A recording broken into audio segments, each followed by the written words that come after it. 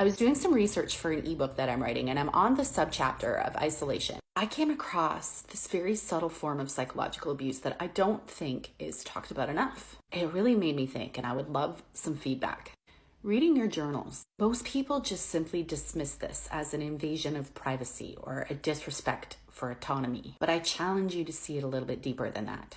I've been journaling since my 20s. Over the years, it's turned into a judgment-free place for me to go and express my feelings. It allows me to get them out so that they're not trapped in my body. And I can let my inner child speak as freely as she wants. It's my job to just have a safe place for her to receive validation. And people who journal get this. The goal isn't for it to be articulate or thought out or rational. The goal is for it to just be released. Once it's out, you can reflect on it if you want to, but that's not necessary. It's just creating a safe space of non-judgment for yourself. But people who don't journal, people who don't self-reflect and don't understand this. I have had 2 relationships where my partner read my journals, and both times the same thing happened. Whatever I wrote in the journal was brought up, used against me, and thrown in my face. And so now I'm in a position where it isn't safe to journal.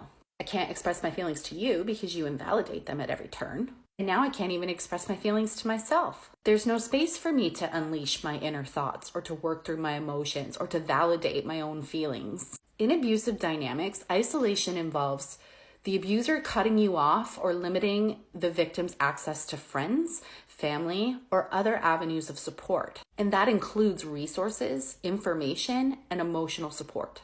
Think about it. When you no longer have a safe space to process your feelings and your inner voice no longer has a space to speak freely, what are you left with? Their words, their thoughts, their beliefs, their narrative. This is how they isolate you from you by invading your privacy and cutting off your access to the emotional safety you provide yourself. So I believe reading journals isn't just an invasion of privacy or a reflection of entitlement. It's also an isolation tactic. I'd love to hear your thoughts.